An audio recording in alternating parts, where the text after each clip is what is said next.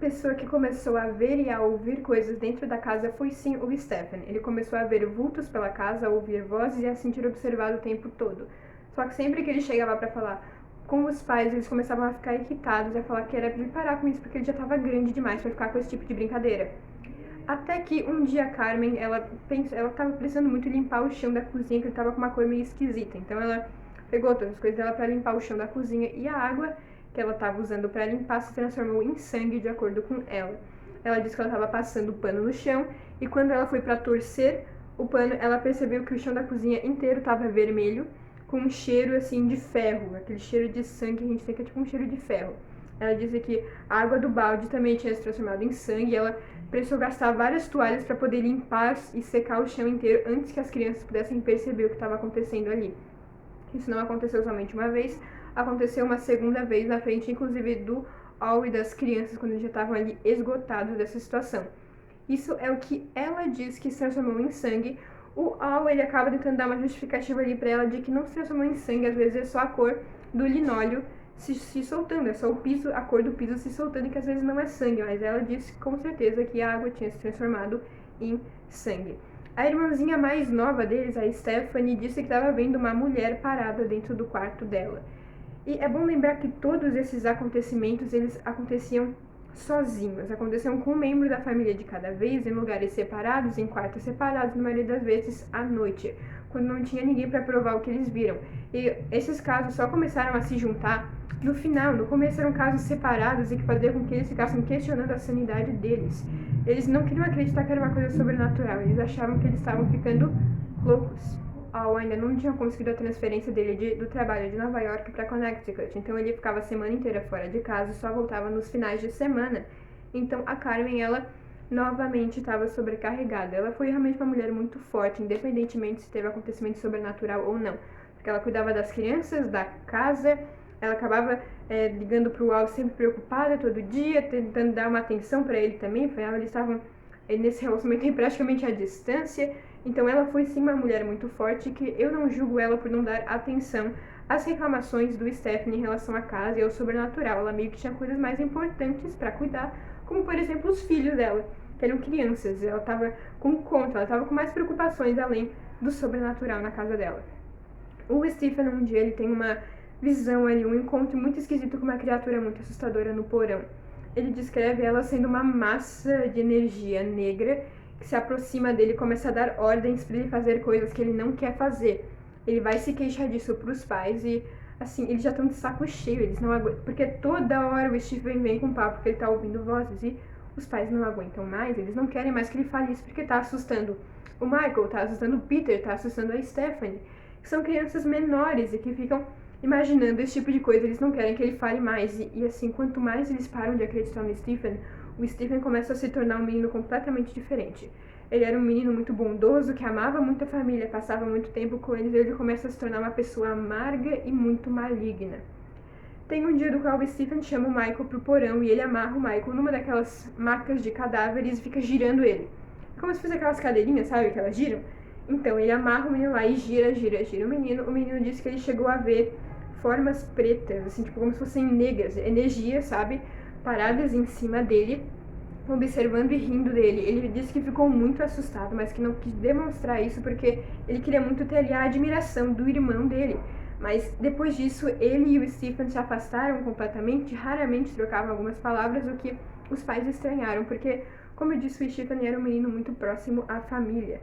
E o Stephen mudou completamente. Ele começou a responder os pais, começou a ficar agressivo, ele começou a fazer umas amizades não muito boas para ele, ele começou a usar umas roupas completamente diferentes do que ele costumava usar, ele começou a escutar músicas bem violentas, a falar coisas bem violentas, e ele também começou a se isolar completamente, a começar a negligenciar a higiene pessoal dele. Por exemplo, ele ficava dias sem tomar banho, dias sem sair do quarto. Ou seja, tinha alguma coisa muito esquisita acontecendo com ele, que caso não fosse psicológica, era alguma coisa sobrenatural. E é bom lembrar que os pais dele eram extremamente religiosos, então eles viram que tinha alguma coisa aí de errado. E chegar um dia que durante uma briga que o Stephen teve com a Carmen, ele responde para ela e fala de uma forma bem agressiva em direção a ela. Ela fica muito preocupada, porque ele nunca foi uma criança de responder, nunca foi uma adolescente de responder, ainda mais para ela. Então ela ela, por ser uma pessoa muito religiosa, ela se preocupou muito mais com o fato dele estar ouvindo rock usando roupas pretas, ou seja, ela também era uma pessoa muito preconceituosa. Mas ainda assim ela achou que esse fosse o maior problema, que o rock estivesse influenciando o filho dela, e não o fato que ele estava vendo o demônio, mas tudo bem. Ela marca ali uma reunião com um padre para ele conversar com o Stephen. Ela fala, olha só, meu filho tá agindo esquisito, pode ajudar? Ele era um amigo da família, ele marca, ele tem essa reunião com o Stephen, ele chega pra ele e fala que ele não viu nada de errado no menino, que ele tá sim diferente, mas ele acha que é por conta da adolescência e por conta do estresse da situação que ele tá passando, afinal ele tá ainda com um câncer que é literalmente uma situação de vida ou morte para ele, é um caso muito grave que ele deve estar muito estressado. A Carmen aceita isso, tudo bem, eles voltam para casa, mas a situação começa a ficar ainda mais preocupante, então quando ela volta lá com o médico do Stephen, o médico realmente que cuida, né, do câncer dele, que cuida da cobaltoterapia, aquele da família, ela conta que ele tá ouvindo vozes, que isso deve ser do remédio. O médico olha pra ela e fala que não, que nem os remédios que Stephen toma e que nem a cobaltoterapia causam alucinações, causam mudanças de humor, mudanças de comportamento. Os remédios não mexem com essa parte psicológica. Então ele pede, por favor, paga um psiquiatra pro seu filho. E isso faz com que a Carmen e o Al briguem de novo, porque eles não têm dinheiro para pagar um psiquiatra, mas eles conseguem juntar dinheiro, pagam um psiquiatra, e agora o Stephen foi diagnosticado com esquizofrenia.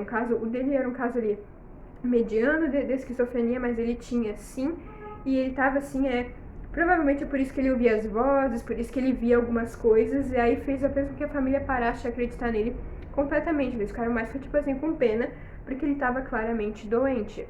E então, quando eles foram fazer novamente conversar com o médico para dizer ali as notícias do que tinha dado, o médico disse de que boas notícias, o câncer do Stephen tinha entrado em remissão, ou seja, ele estava curado do câncer por aquele momento, mas que ele teria que vir de 3 em 3 meses ali fazer um check-up para garantir que o câncer ainda estava parado, em estado de remissão. Todo mundo ficou muito feliz porque agora a saúde física do Stephen estava maravilhosa, mas ele ainda assim aparentava muito doente, muito pálido, muito magro, tinha aquele negócio no psicológico, mas eles acharam que agora que ele estava curado, tudo fosse se resolver. As crianças tinham um apreço muito grande por duas primas deles, que eram a Mary, de 7 anos, e a Laura, de 17. E os pais da Mary e da Laura estavam passando ali por uma situação bem complicada de separação, então eles ligaram pra Carmen e falaram, olha só, você pode ficar com elas um pouquinho na sua casa até a gente se resolver aqui, porque um ambiente de discussão e briga não vai fazer bem para nossas filhas. A Carmen e o Al, obviamente, que acolheram as meninas, e é bom deixar bem claro que a Laura e o Stephen sempre foram muito próximos, principalmente porque a idade deles era muito parecida, então eles sempre se deram muito bem. Mas quando a Laura chegou, ela encontrou com o Stephen completamente diferente, mudado, mal falava, não saía do quarto, ele ficava rindo sozinho, gargalhando sozinho, ele costumava falar vários palavrões pela casa, todas as vezes que ele se encontrava com a família eles acabavam brigando, então ele encontrou um Stephen completamente diferente. Um adendo do qual eu preciso fazer aqui em relação à personalidade do Stephen é que existem sim relatos que ele estava usando drogas nessa época. Isso inclusive é citado no livro, mas a família ficou muito brava porque eles falaram que eles eram católicos, religiosos e que ninguém da família deles nunca nem chegou perto de drogas, muito menos o Stephen. Mas existem sim relatos que ele estava envolvido com drogas e envolvido com más companhias ali na época. Agora, se é verdade ou não, só quem sabe é a família. A Laura também começa a ver e a sentir várias perturbações pela casa, como por exemplo, ela começa a ver os vultos, ela começa a ver sombras, começa a sentir observada, se sentir tocada e a ouvir vozes. Quando ela chega para reclamar para Carmen e para o Al, eles praticamente brigam com ela, pedem para ela parar com isso, porque eles não querem mais ouvir falar nisso, porque tá todo mundo da família comentando, e eles acham que é só estresse, e ela fica assustada de comentar mais no assunto. E aqui a história vai para dois caminhos diferentes, do quais as fontes não se decidem qual é o verdadeiro. A primeira situação, que não é contada no livro, que é contada no documentário e em algumas outras fontes, é a de que a Laura e o Stephen, eles se meteram em uma briga, eles estavam brigando, não sei, parece que ela tentou ler o diário dele, ele havia permitido, mas ele ficou bravo com alguma coisa que ela comentou em relação a isso e que ele tenha partido para cima dela para agarrar ela. A Laura desmentiu isso, disse que ele nunca foi para agarrar ela, mas que ele tinha ido para machucar ela, sim, e que ela ficou assustada com ele porque o rosto dele se tornou o rosto de uma criatura, metade carne e metade ferro, e que por isso que ela se afastou dele completamente, mas que ele nunca tinha ido para fazer nada com ela, ele nunca foi para cima dela. E depois disso, ela conta pra tia dela, a Carmen, e a Carmen resolve contar pro Al. O Al e o Stephen têm uma briga bem feia, eles quebram a casa inteira, quebram janela, quebram tudo, e o Stephen sai da casa numa camisa de força, sendo levado para o hospital psiquiátrico no mesmo dia. Então, ou seja, essa é uma das versões. A segunda versão é que numa madrugada o Stephen tenha ido até o quarto das meninas e tenha tentado molestar a Mary, a menininha de 7 anos de idade, mas ele foi pego pela Laura, que ela rapidamente contou pra Carmen, e a Carmen ligou para a polícia e o Stephen saiu algemado, foi levado para uma casa de detenção de jovens e de lá ele foi feito exames psicológicos e internado diretamente nesse hospital psiquiátrico porque ele estava alucinando. Então, ou seja, mas independentemente da versão, o Stephen agora é carta fora do baralho porque ele, nas duas situações ele está no hospital psiquiátrico. Então, independentemente das versões, independentemente do que ele fez ou do que ele não fez, ele é carta fora do baralho para as entidades dessa casa. As coisas realmente ficam preocupantes. Os objetos da casa, como por exemplo pratos, talheres, começam a praticamente andar pela casa sozinha. Você colocava eles em cima da mesa, eles apareciam na sala. Eles começavam a mover de lugares, eles começavam a se sentir mais observados, ouviam voz, ouviam música, que ninguém sabia de onde é que estava vindo, ouviam passos. E as mulheres, principalmente da casa, se sentiam muito abusadas pelas entidades. Então, mas o que deu realmente o ponto final para essa situação foi quando a Carmen sofreu praticamente uma tentativa de homicídio fantasma, porque ela estava tomando banho e a cortina, acho que é do chuveiro ou da banheira, se enrolou nela e ela quase morreu sufocada. Ela só não morreu realmente porque a Laura percebeu que ela estava demorando demais e abriu a porta do banheiro e encontrou a tia dela praticamente morta. Então ela quase morreu e foi isso que deu ali o ponto final para que eles fossem buscar ajuda realmente para a Igreja Católica. Mas assim que eles chegam para pedir ajuda, a igreja não quer se meter na situação, porque o que a igreja ouviu foram duas pessoas dizendo que eles estavam sentindo e passando por uma situação de estresse. Eles não tinham provas, não tinham vídeos, não tinham fotos, não tinham nada, não tinham gravação de nada. Então a igreja falou, a gente não pode ajudar se você não vier aqui com provas. A gente está só achando que vocês estão estressados e precisam de um tratamento psicológico e não de um exorcismo. Eles chamaram um padre, o padre fez uma missa bem mal feita, chegou lá, só jogou água benta e ele inclusive disse que não acreditava neles. Então ficou um clima bem esquisito, eles se sentiram bem sozinhos, mas foi aí que a Carmen se lembrou de um artigo que ela tinha lido há muito tempo atrás, de um tal de casal Warren, e ela falou, por que eu não ligo? Por que eu não tento? E ela ligou pra eles e ela realmente não acreditou que eles fossem ir pra casa dela. Ela passou o endereço, eles conversaram só por conversar. Ela disse que ela não acreditava que eles fossem aparecer. Mas eles apareceram. Os Warren tentam explicar como é que vai funcionar e o que eles vão fazer. Então eles vão agir praticamente como promotores da justiça. Eles vão chegar ali e eles vão gravar, vão trazer uma equipe, vão documentar, para depois eles chegarem para a igreja e falarem, não, vocês queriam provas? A gente tem as provas, me dá um exorcismo. Porque eles não podem fazer o exorcismo. Então eles trouxeram toda uma equipe, trouxeram câmera, microfone, gravador, trouxeram tudo. E eles seriam ali apenas a equipe. Eles não podem realizar um exorcismo. É bom a gente deixar isso aqui bem claro. Mas, igual a todos os casos dos Warren, eles no começo tentam fazer tudo de acordo com a lei, de acordo com aquilo que é legal mesmo, mas eles acabam se rendendo e querem se meter mais do que eles deveriam. Então eles chamam um padre que é amigo da família deles, porque de acordo com eles a igreja estava demorando demais. Mas como eu disse, é normal. É um processo que demora, o processo de você conseguir um exorcismo, não é algo rápido. Eles falaram que a igreja estava demorando demais e eles queriam resolver. Então eles chamaram um padre amigo deles, um tal de McKenna, padre McKenna, para fazer como se fosse um exorcismo na casa. Eles não têm autorização para fazer exorcismo. Então eles fazem esse exorcismo e dá errado. A casa fica ainda pior, a casa fica com uma sensação horrível. A casa assim, ela fica mais pesada, eles fizeram o exorcismo errado, e assim, a família realmente começou a sofrer risco de morte, porque as pessoas começaram a ir embora, a equipe começou a desistir, e tudo isso porque eles resolveram fazer um exorcismo que eles não poderiam fazer. E eles também tentaram chamar mais padres, do qual o nome não vem a calhar aqui, não é importante para a história, além do McKenna, mas também não funcionou e só piorava a situação dos Snitker. Enquanto tudo isso acontecia, a Lorraine botou todo mundo para dormir na sala, porque ela queria que todos ficassem unidos porque o negócio tava pesado, a situação tava pesada, e é bom lembrar que tudo isso estava acontecendo com praticamente 5 crianças na casa. Então, assim, imagina o peso que não devia estar toda essa situação. Mas então eles ficaram muito tempo ali tentando fazer a igreja aceitar, eles tentaram de diversas formas, e a equipe ainda estava ali, a equipe que filmava, que batia fotos e que gravava. Mas um dia, a equipe inteira praticamente começa a ir embora, uma atrás da outra. Então as pessoas começam a perguntar por que a equipe foi embora. Então é que a equipe viu que os colchões no qual eles dormiam na sala respiravam sozinhos. Eles ficaram apavorados e foram embora. Stephanie, mas como assim respiravam sozinhos? É isso mesmo, você deitava sua cabecinha no colchão para dormir e você conseguia sentir ele respirando, ele fazia o barulho do colchão respirando. E quando você olhava de longe, você conseguia ver a espuma do colchão levantando e abaixando.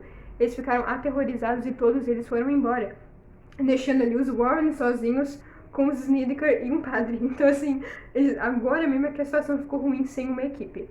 Mas depois de longas semanas tentando conseguir ali o exorcismo, a Igreja Católica aprovou. Eles finalmente puderam conseguir um exorcismo, e foi um exorcismo longo. Foram 9 semanas de exorcismo. No livro isso nem é contado, mas foram 9 semanas árduas de exorcismo, tanto para casa quanto para a família, que já estava toda cheia de gosma e de identidade, para tirar isso deles. E é aquela história, a família achou que estava tudo certo, passou o exorcismo, eles se sentiram mais livres, parece que assim que a casa estava mais iluminada, o ar era melhor, deram tchau para os Warren, agradeceram, tchau para a igreja, tchau para todo mundo e já era. Só que eles falaram e todo mundo tinha achado que tinha acabado. Todo mundo tinha achado que os Warren tinham resolvido esse caso e que aí é que terminou. Mas a família deu entrevista logo depois que tudo isso aconteceu, dizendo que não acabou. Os Warren foram embora e as coisas continuaram acontecendo na casa. Elas pararam por alguns dias e depois tudo continuou ainda pior. Então eles dizem que chamaram um padre. Eles nunca dizem o nome do padre, nem de onde ele é, nem como eles acharam ele. E é por isso que começam aí teorias de que ele não era um padre, e sim ele era alguma outra coisa de alguma outra religião. E é por isso que eles não querem dizer, porque eles são muito católicos, eles não querem admitir que também chamaram alguém de alguma outra religião. Eles em nenhum momento citam onde eles arranjaram esse padre, nem como, mas eles dizem que o padre chegou, disse que a casa dele estava ainda muito cheia de energia negativa e que ele fez um tipo de ritual na casa e que agora a casa dele estava livre, mas não por muito tempo, porque a casa era um tipo de portal e que nunca iria bater as energias dos Snedeker com a casa, e que eles tinham que ir embora. Mas que agora eles teriam tempo para juntar um dinheirinho e ir embora. E é bom lembrar que enquanto tudo isso estava acontecendo, o Stephen ainda estava no hospital psiquiátrico passando por sei lá quais tipos de tortura, porque na época ninguém sabia lidar com doença psicológica, ainda mais esquizofrenia, que até hoje em dia a pessoa não sabe lidar. Então, assim, vai saber o que não estavam fazendo com esse menino lá. E é bom lembrar que nessa época o Ed e a Lorraine Warren já tinham contatado um amigo deles ali, que era escritor, que é o Ray Garton, que é inclusive o autor desse livro aqui.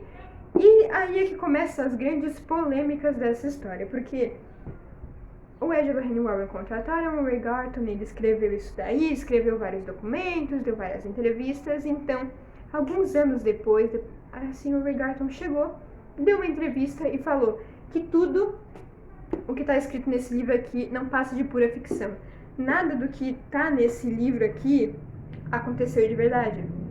E é aí que vem as grandes polêmicas dessa história. Porque é aquela história. Ou seja, o Ray Garton, ele deu essa entrevista depois que o Ed já estava morto. Então é muito conveniente ele chegar agora e dizer que é tudo ficção. Porque nessa entrevista o que ele disse foi que o Ed chegou para ele com uma pilha de documentos e falou: olha só, você tem uma história aqui, transforma ela em algo assustador e faz ela render, ganha em cima dela. Só que, cara, tu me diz isso depois que o Ed já tá morto? O Ed não pode mais se defender, os mortos não contam histórias. Então foi muito conveniente depois dele ter lançado o livro, vendido os direitos desse livro para Hollywood, vendido para um monte de editora, ele chegar anos depois e dar uma entrevista dizendo que era tudo mentira.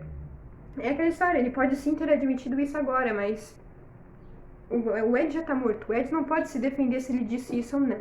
A Lorraine ainda estava viva na época que ele deu essa entrevista, mas ela nunca sequer se pronunciou, não tocou no assunto. Então, assim, a gente vai morrer sem saber se realmente isso aqui é falso ou se não é. Porque é aquela história, você tem que ver se você coloca a sua mão no fogo por esse tipo de história ou não. Porque, realmente, que tem vários furos de roteiro nessa história, tem. Que tem várias situações que poderiam ser explicadas cientificamente, Tem. Que tem várias coisas esquisitas? Tem, mas também tem coisas que você fica... Não tem como você provar se aconteceu ou não. É a opinião da família contra a opinião das outras pessoas. E aí fica esse grande questionamento. Será que toda essa maldição em Connecticut realmente existiu ou não? Será que os Snedeker não passam de uma família interesseira que quer ganhar dinheiro em cima de fantasma, em cima do mundo sobrenatural?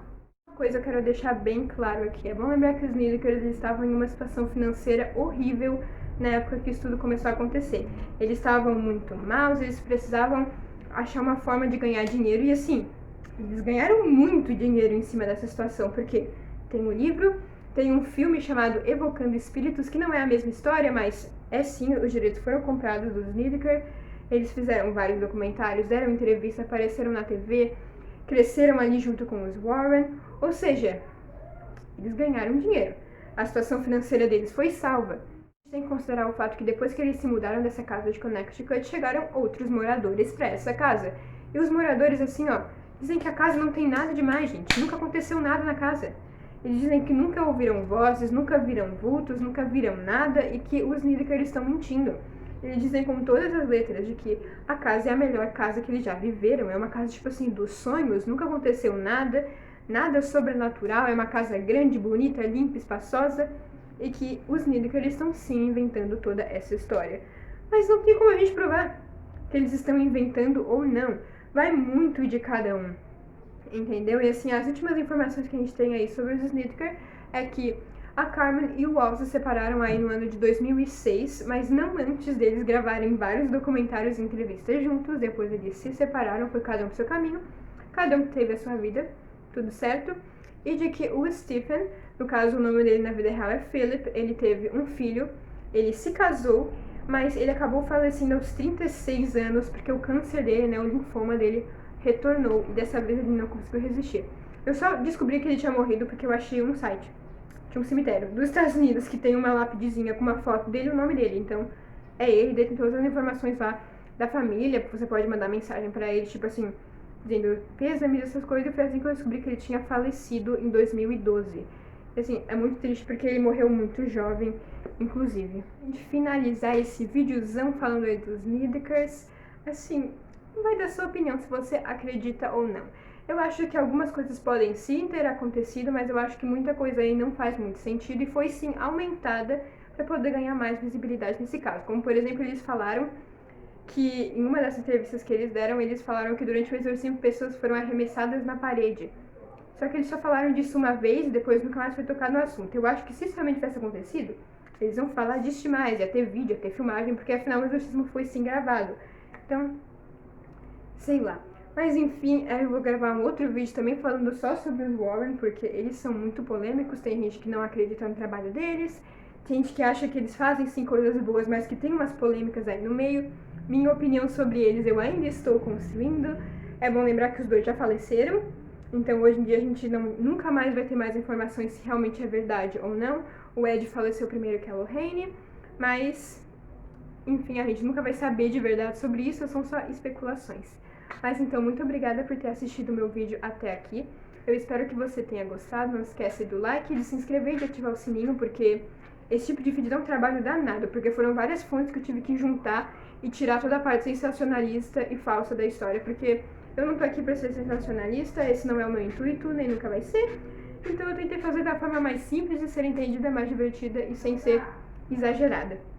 É isso então, muito obrigada e leiam Um Lugar Sombrio do Ed da Lorraine Warren pra vocês entenderem um pouco mais essa história. Muito obrigada, até o próximo vídeo e tchau! I saw something sitting on your